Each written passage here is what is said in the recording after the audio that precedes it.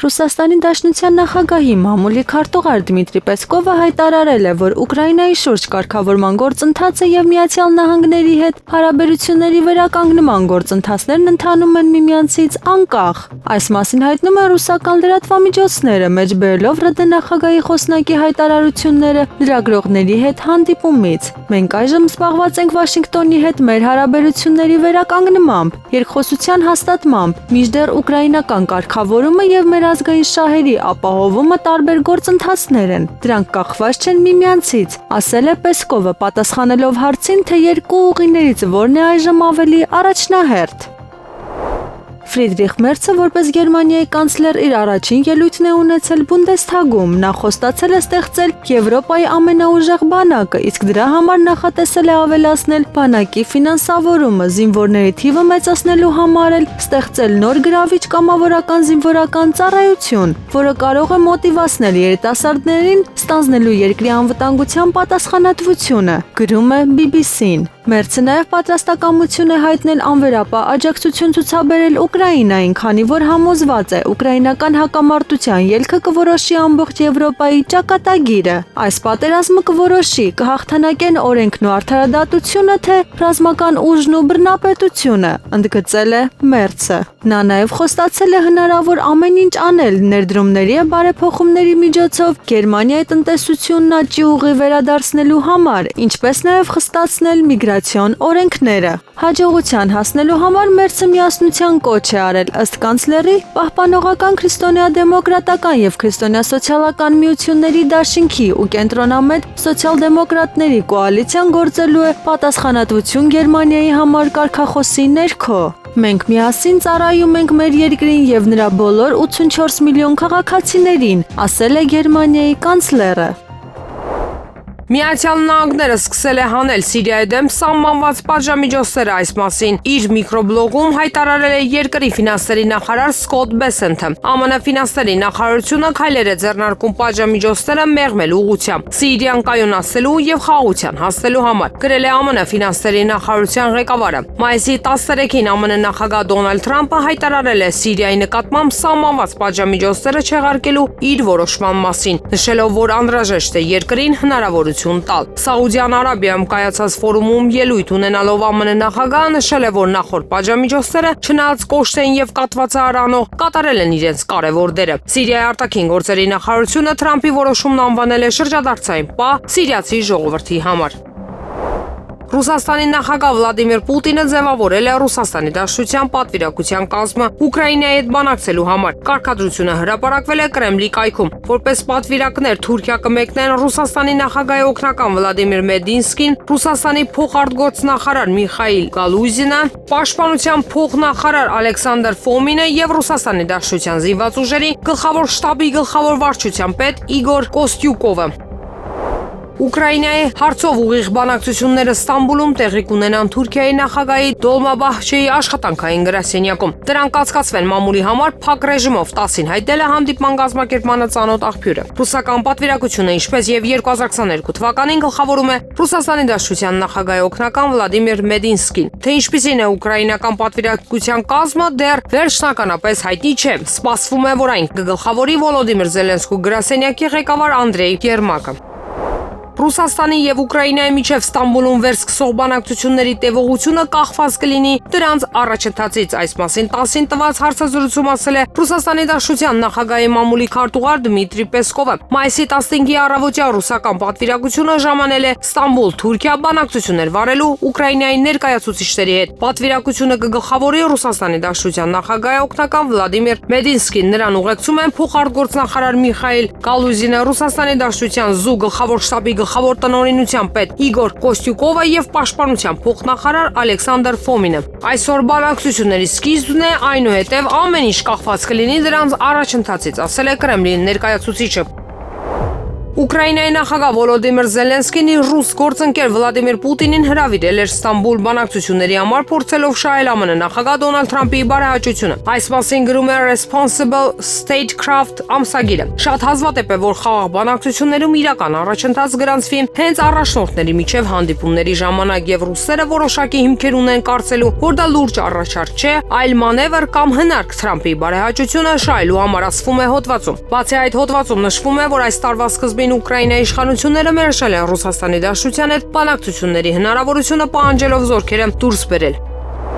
Ռուսաստանի նախագահ Վլադիմիր Պուտինը նվաստացրել է Վոլոդիմիր Զելենսկուն անձամբ չգնալով Ստամբուլ բանակցությունների այն բանից հետո, երբ Ուկրաինայի ղեկավարը այդ մասին վերջնագիր է ներկայացրել։ Այս մասին գրում է Daily Express թերթը, Վոլոդիմիր Զելենսկուն դաժանորեն նվաստացրել է Պուտինը երկու քաղաքական գործիչների անմիջական հանդիպման մասին լուրերից հետո, նշվում է հոդվածում։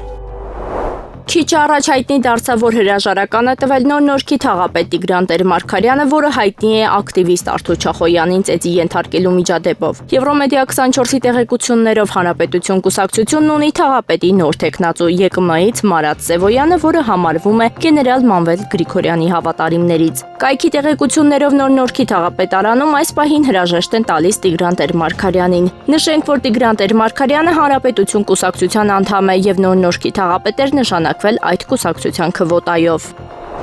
Շենգավիթի թաղապետարանի աշխատակիցներ են ձերբակալվել։ Հակակոռուպցիոն կոմիտեում քննվող վարույթի շրջանակում կաշառք ստանալու եւ կաշառք տալու մեղադրանքներով ձերբակալվել է 11 անձ։ Այդ թվում Շենգավիթ վարչական շրջանի աշխատակազմի նախկին եւ ներկա աշխատակիցներ, այս մասին հայտնել է Հակակոռուպցիոն կոմիտեի խոսնակ Մարինա Օհանջանյանը։ Ազգային ժողովի Հայաստան խմբակցության падգամավորները չեն մասնակցել այսօրվա նիստին, երեկվա միջադեպով պայմանավորված։ Հիշեցնենք, որ Ազգային ժողովն այսօր ժամը 11:00-ին արտահերթ նիստ էր հրավիրել, որի օրակարգում ռազմարդյունաբերությանը վերաբերող նախագիծ էր։ Երեք ազգային ժողովում թեժեր ԿՊԱ-ական падգամավորների ու ընդդիմադիրների միջև այնքան էր իրավիճակը լարվել, որ բանը հասել էր քաշքշուկի։ Պատճառը օրեր առաջ ազգային ժողովում վարչապետի կողմից ընդդիմադիրներին դիմելու բառապաշարներ, որին արձագանքել էր Հայաստան խմբակցության падգամավոր Լևոն Քոչարյանը, ինչից հետո սկսվել էր լեզվակռիվը։ Ազգային ժողովի Հայաստան խմբակցության падգամավոր Աննա Գրիգորյանը Եվրոմեդիա 24-ի տաղավարում հարցազրույցի ժամանակ անդրադառնալով խորհրդարանի միջադեպին նշել է, որ իշխանություններն իրենց ուղղված հարցերին հստակ փաստարկներ չեն կարողանում տալ, հետևաբար հունից դուրս են գալիս։ Մարդիկ տեսնում են, գիտեն, որ այս իշխանությունը թաթախված է կոռուպցիայի մեջ եւ հիմա իրենք չեն կարողանում որևէ հստակ փաստարկ ներկայացնել, միայն կարողանում են այդպես հունից դուրս գալ, լեքսիկոն օգտագործել, որն իրականում հենց իրենց է խփում։ Ես ուզում եմ մեզ լսող մարդկանց հիշեցնել, որ տարիներ առաջ այդ նույն խորհրդարանում նստած էին մարդիկ, ովքեր Նիկոլ Փաշինյանին էին անվանում այն նույն բառով, որ Նիկոլ Փաշինյանը փորձեց կրկնել ազգային ժողովում։ Հետո ժողովուրդը ջղայնացավ նաև, ասաց մեզ չի կարող, մեր երկրում չեն կարող լինել մարդիկ, ովքեր նման բառապաշարով են խոսում։ Նիկոլ Փաշինյանն այդ ալիքի վրա նաև այդ թվում եկավ իշխանության եւ հիմա օգտագործվում է նույն բառապաշարը, բայց գիտեք, իրենք ինչքան շատ շարունակեն այս վարքագիծը, այնքան ավելի շուտ է լինելու նրանց դուրս վռնդելը իշխանությունից եւ ավելի մեծ ու օրինաչափ է լինելու նրանց պատիժն ու արդարադատությունը։ Մայիսի 16-ին Հայաստանի Հանրապետության անվտանգության խորհրդի քարտուղար Արմեն Գրիգորյան աշխատանքային այցով կմեկնի Իրանի Իսլամական Հանրապետության մայրաքաղաք Թեհրան, որտեղ կմասնակցի Թեհրանի երկխոսություն ֆորում 2025-ին։ Այս մասին հայտնում են անվտանգության խորհրդի գրասենյակից։ Այս ընթացքում նախատեսված են նաև աշխատանքային հանդիպումներ։ Սրբազան պայքարի երիտասարդներ Լիդիա Մանթաշյանը, Լուսինե Գրիգորյանն ու Էլեն Գաբրիելյանը, որոնք իրականացնում էին չեն վստահում Նիկոլ Փաշինյանի իշխանությանը ակցիան, բերման են ենթարկվել ոստիկանության Նոր Նորքի բաժին։ Այս մասին հայտնել է Սրբազան պայքարի ալիքը։ Նշենք, որ երիտասարդներից երկուսը Լուսինե Գաբրիելյանն ու Էլեն Գաբրիելյանը 44-օրյա պատերազմում նահատակված հերոսների զավակներ են։ Եմենի Անսար Ալլահ Հութիներ շարժումը հայտարարել է Թել Ավիվում Բեն Գուրիոն օդանավակայանի ուղղությամբ հերթական հրթիռային հարվածի մասին։ Հարձակման մասին հաղորդել է շարժման ներկայացուցիչ Յահյա Սարյան։ Եմենի զինված ուժերի հրթիռային զորքերը հաջող ռազմական գործողություն են իրականացրել հիպերձայնային բալիստիկ հրթիռով հարվածնելով Լոդ օդանավակայանին, որն Իսրայելում հայտնի է որպես Բեն Գուրիոն, ասել է նա։ Սարյան նաև նշել է, որ հարձակման հետևանքով օդանավակայանի տարածքում ինքնաթիռների երթևեկությունը գրեթե 1 ժամով դադարեցվել է։ Նա ընդգծել է, որ Թել Ավիվի օդանավակայանի վրա այս հարձակումը երրորդն է վերջին 1 օրվա ընթացքում։ Առաջիկա մի քանի ամիսների ընթացքում 4-ից 6 երկրներ կարող են միանալ Աբրահամի համաձայնագրին Իսրայելի հետ արաբական երկրների հարաբերությունները կարգավորելու համար։ Այս մասին հայտնել է Մերձավոր Արևելքի հարցերով ԱՄՆ նախագահի հատուկ բանագնաց Սթիվ Ուիթքոֆը։ Իմ կանխատեսումն այն է, որ համեմատաբար շուտով մենք կտեսնենք նորմալացման ներուժ Լիբանանում եւ նույնիսկ Սիրիայում։ Դա կարող է տեղի ունենալ Լիբիայի հետ, ասել է պորտալի աղբյուրը։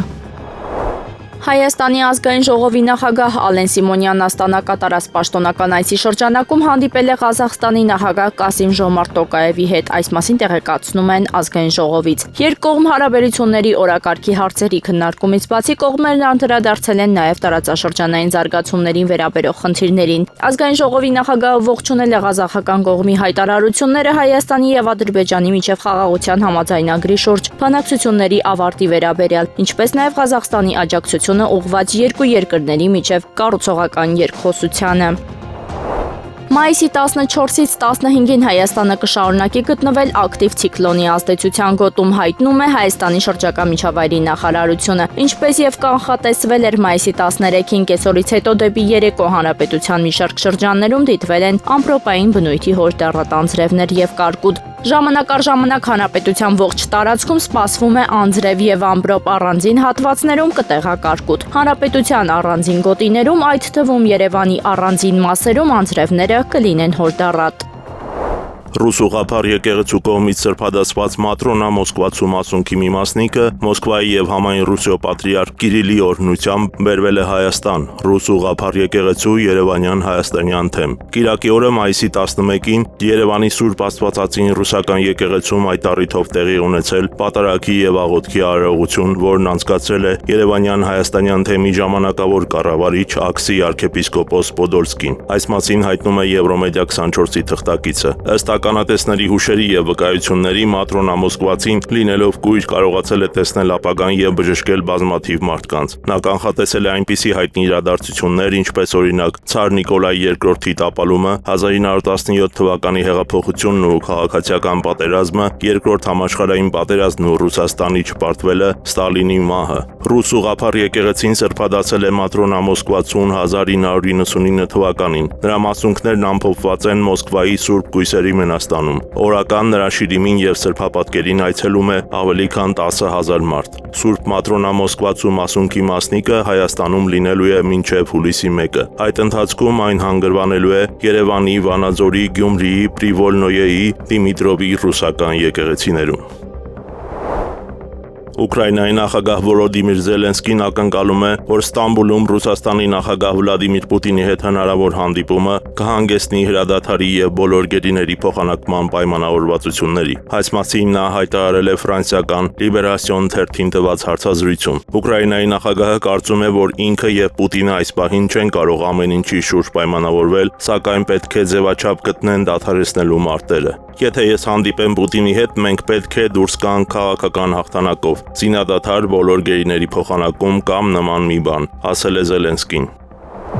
Եվրոպայում միջուկային զենքի տարածումը եվրոպական մայրցամաքի անվտանգությունը չի ավելացնի, հայտարարել է Ռուսաստանի Դաշնության նախագահի մամուլի քարտուղար Դմիտրի Պեսկովը։ Ֆրանսիայի նախագահ Էմանուել Մակրոնը երեքշաբթի օրը հայտարարել է, որ իր երկիրը պատրաստ է երկխոսության Եվրամիության այլ երկրներում միջուկային հզորությամբ ինքնաթիռներ տեղակայելու շուրջ։ Եվրոպական մայրցամաքում միջուկային զենքի տարածումը մի բան է, որը չի ավելացնի անվտանգություն, կանխատեսելիություն եւ կայունություն եվրոպական մայրցամաքում, ասել է Պեսկովը լրագրողներին պատասխանելով այն հարցին, թե ինչպես է Կրեմլը վերաբերվում նման ծրագրերին։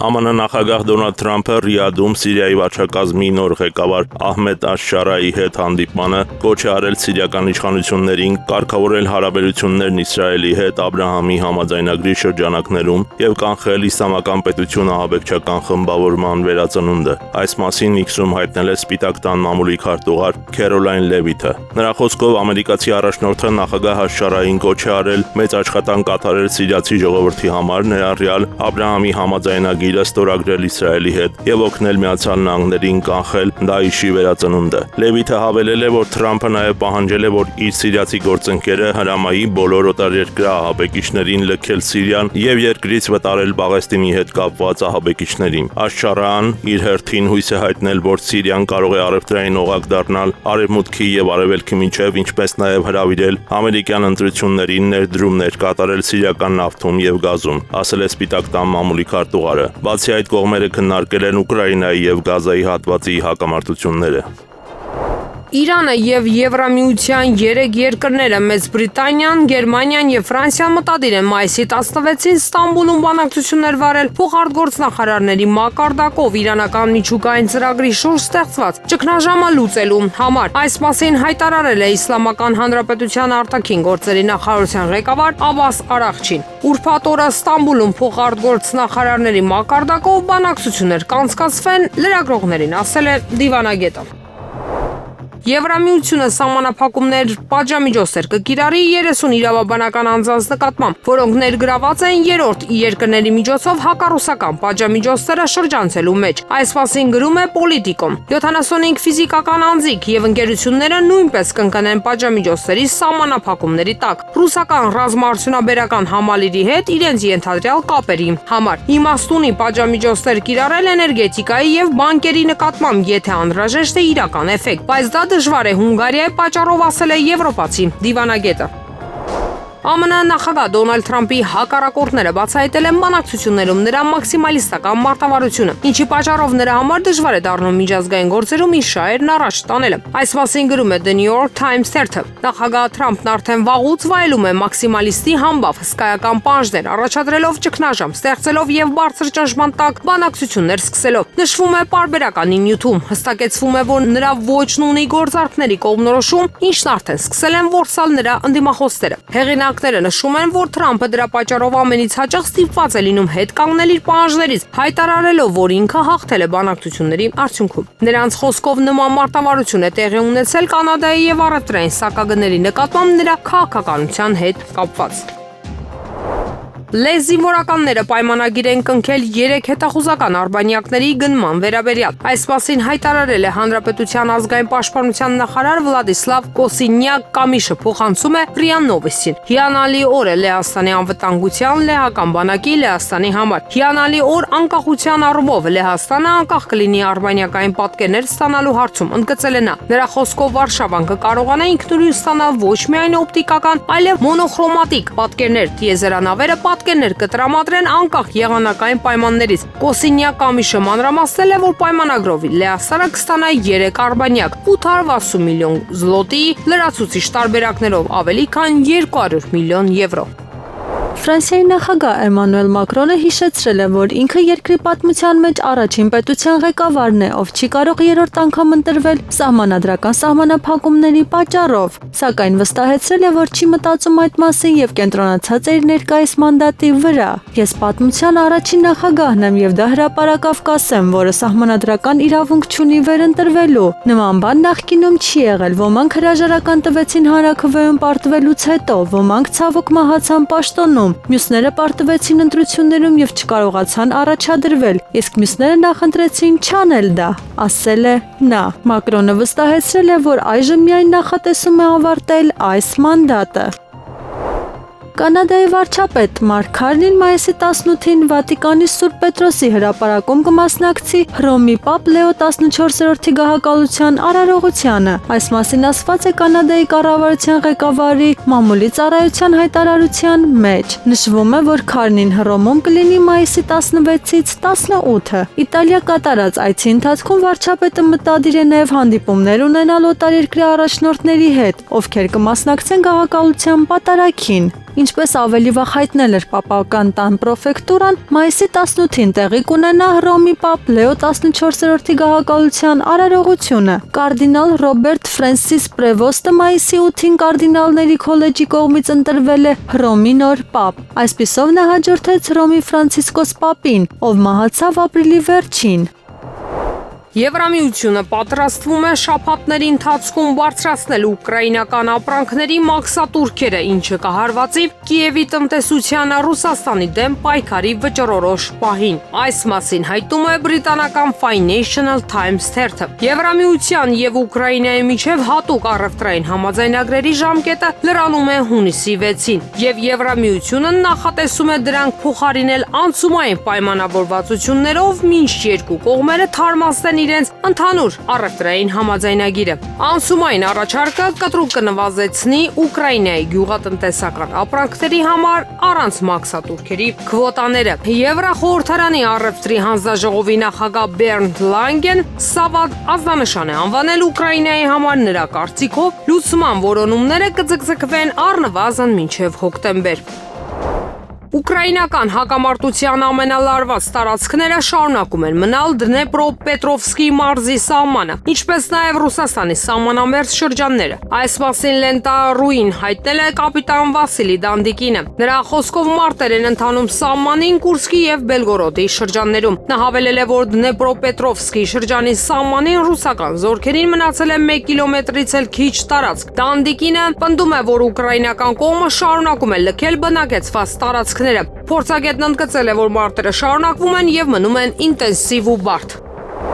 Իրանն առաջարկել է ուրանի հարստացման համատեղ ձեռնարկություն ստեղծել արաբական այլ երկրների եւ ամերիկյան ներդրողների հետ, գրում է The New York Times-ը։ Ըստ թերթի, նման կոնսորցիումի ստեղծումը պետք է այլընտրանք դառնա Վաշինգտոնի Թեհրանի միջուկային ծրագիրը սահմանափակելու պահանջին։ Իրանի արտաքին գործերի նախարար Աբբաս Արաղչին այդ գաղափարն առաջարկել է ԱՄՆ հատուկ ներկայացուցիչ Սթիվ Ուիթկովին մայիսի 11-ին երկու երկրների բանակցությունների ժամանակ։ Դեռ պարզ չէ, թե որքան հնարավոր է տարածաշրջանային միջուկային ձեռնարկությունը, եթե այն ներգրավի Իրանին եւ նրա երկու ամենամեծ մրցակիցներին՝ Սաուդյան Արաբիային եւ Արաբական Միացյալ Էմիրություններին, նշվում է հոդվածում։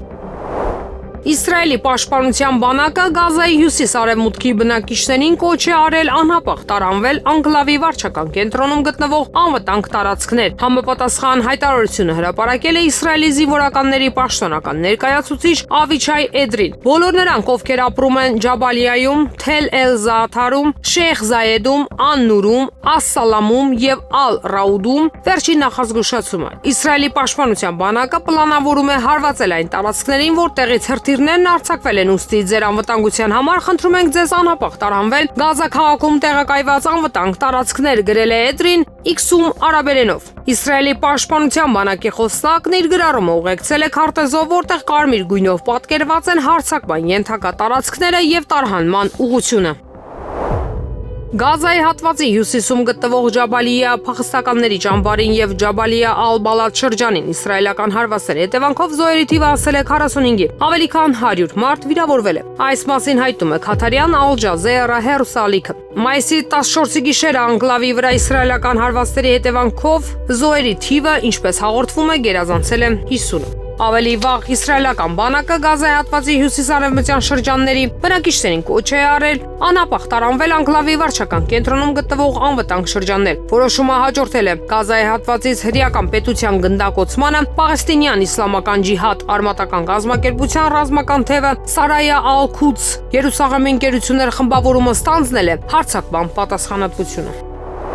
ՆԱՏՕ-ի առաջիկա գագաթնաժողովը կկենտրոնանա ռազմական ծախսերի ավելացման եւ արտադրության ավելացման թեմայի վրա, այլ ոչ թե Ուկրաինայի ռազմական բլոկին միանալու մասին։ Այս մասին գրում է Bloomberg-ը, հղում անելով աղբյուրների, նշվում է, որ գագաթնաժողովն ավելի կարճ է լինելու, քան նախորդները եւ դրա արդյունքներից հետո կողմերը կարճ հռչակագիր կընդունեն։ Ինչպես երևում է տեքստից, ՆԱՏՕ-ի երկրներն աշխատում են պաշտպանական ծախսերը մինչև 2032 թվականը հասցնել ՀՆԱ-ի 5%-ի, որպեսզի բավարարեն ԱՄՆ նախագահ Դոնալդ Թրամփի պահանջները։ Միաժամանակ նշվում է, որ մինչ օրս ոչ մի երկիր չի ասել այս շեմին։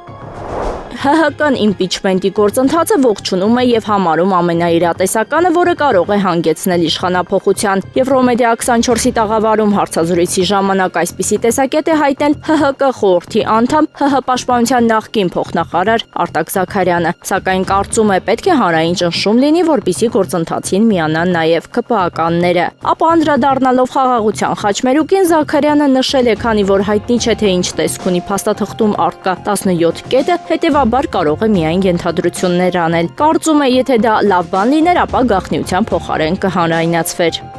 Իսկ ինչի չի ստորագրվում Ադրբեջանի կողմից այդ լավ բանը։ Սա արդեն նոր ավելի լուրջ մտահոգությունների է տանում, սա նշանակում է, որ Ադրբեջանը, ինչպես արդեն ասեցի, առաջին հարցին պատասխանելիս չի պատրաստվում այս իշխանությունների հետ ստորագրել։ Հաջորդ իշխանությունները կախված նրանից թե ովքեր կլինեն, եթե լինեն նորմալ ազգային քաղաքական ուժեր եւ կոնսոլիդացված կառավարություն, բոլոր ուժերի ներուժը համախմբող կառավարություն, ես վստահ եմ, որ Հայաստանի Հանրապետության քաղաքական եւ ինստիտուցիոնալ անցած ճանապարհը, նրա ռազմավարական նշանակությունը տարածաշրջանում եւ մեր ռազմավարական դաշնակցի հետ հարաբերությունների վերականգնման հնարավորությունը թույլ է տալիս ռազմավարական դաշնակցի շահերի հետ համադրությամբ եւ նաեւ արևմտյան գործընկեր պետությունների հետ ակտիվ երկխոսության միջոցով հասնել նրան, որպեսզի Ադրբեջանին եւս ձեռնտու լինի կամ Ադրբեջանի համար առնվազն անիմաստ դառնա ժամանակ ձգելը, որովհետեւ ժամանակ ձգել Ադրբեջանն էլ է հասկանում, որ նոր իշխանության պայմաններում Հայաստանը էլ ավելի է ուժեղանալու։ Լյուքսեմբուրգում մեկնարկել է Եվրոպայի խորհրդի նախարարների կոմիտեի նիստը, որին մասնակցում է Հայաստանի Հանրապետության արտաքին գործերի նախարար Արարատ Միրզոյանը։ Այս մասին հայտնել են ՀՀ-ԱԳՆ-ից։ Կայացել է պաշտոնական դիմավորման եւ համատեղ լուսանկարման արարողությունը։ ԱԳՆ-ն հրապարակել է Եվրոպայի խորհրդի նախարարական 134-րդ նստաշրջանի համատեղ լուսանկարը։ Բաքվում ապօրինաբար պահվող Արցախի նախկին պետնախարար Ռուբեն Վարդանյանի հերթական դատական ֆարսի ընթացքում դատավորներին ինքնաբաց արգայտնելու միջնորդությունը թողնվել է առանց քննարկման։ Վարդանյանի գործով հաջորդ դատական նիստը նշանակված է մայիսի 20-ին։ Բաքվում ապօրինաբար պահվող Արցախի նախկին պետնախարար Ռուբեն Վարդանյանի հերթական դատական ֆարսի ընթացքում դատավորներին ինքնաբաց արգայտնելու միջնորդությունը թողնվել է առանց քննարկման։ Վարդանյանի գործով հաջորդ դատական նիստը նշանակված է մայիսի 20-ին։ Բելգրադը հավատարիմ է Եվրամիությանը միանալու նպատակին եւ ցանկանում է արագացնել այդ գործընթացը, հայտարարել է Սերբիայի նախագահը Եվրոպական խորհրդի նախագահի հետ հանդիպման շրջանակում։ Ալեքսանդր Վուչիչը նշել է, իր երկիրը ցանկանում է ավելի շատ բանակցություններ վարել միության հետ։ Նա խոստացել է, որ Սերբիայի կառավարությունը կաշխատի եվրոինտեգրման համար անհրաժեշտ բարեփոխումներ կատարելու ուղղությամբ։ Համոզված եմ, որ մթնոլորտն այդքան էլ լավը չէ։ Մայիսի կապակցության Մոսկվայից պատճառով այնուամենայնիվ հուսով եմ Եվրոպան կտեսնի մեր գրանցած առաջընթացը, նշել է Վուչիչը։ Անտոնիո Կոշտան էլ հայտարարել է, որ հարկավոր է ուշադրություն դարձնել Բելգրադ-Պրիշտինա երկխոսությանը։ Եվրոպական խորհրդի նախագահը նաև ընդգծել է, որ եվրոպական կողմի անվտանգային քաղաքականության համար կարևոր է Ուկրաինայում խաղաղությունը եւ այդ հարցում Կիևին աջակցելը։ Եղանակը առաջիկա օրերին։ Մայիսի 15-ին Հանրապետության առանձին վայրերում եւ Երևանում սպասվում են ամպրոպային բնույթի հոժդառատ անձրևներ, կարկուտ ամպրոպների ժամանակ քամուշ գնացում։ Երևան քաղաքում մայիսի 15-ին 16-ի գիշերը ժամանակ առ ժամանակ սպասվում է անձրև եւ ամպրոպ, 15-ին առանձին հատվածներում հոժդառատ։ Ամպրոպի ժամանակ սպասվում է նաեւ քամուշ գնացում։ Մայիսի 16-ի ցերեկը 17-ից 19-ը սպասվում է առանց տեղումների եղանակ։ Հանրապետության տարածքում մայիսի 15-ին 16-ի գիշերը ժամանակ առ ժամանակ հանրապետության ողջ տարածքում սպասվում են անձրև եւ ամպրոպ, առանձին հատվածներում հոժդառատ, հնարավոր է նաեւ կարկուտ։ Մայիսի 18-ից 19-ի երեկոյան ժամերին առանձին շրջաններում սպասվում են կարճատև անձրև եւ ամպրոպ։ Մայիսի 16-ի ցերեկը 17-ին սպասվում է առանց տեղումների եղանակ։ Օդի ջերմաստիճանը մայիսի 15-ին կնվազի եւս 2-ից 4 աստիճանով, 16-ից 18 աստիճանաբար կբարձրանա 6-ից 9 աստիճանով։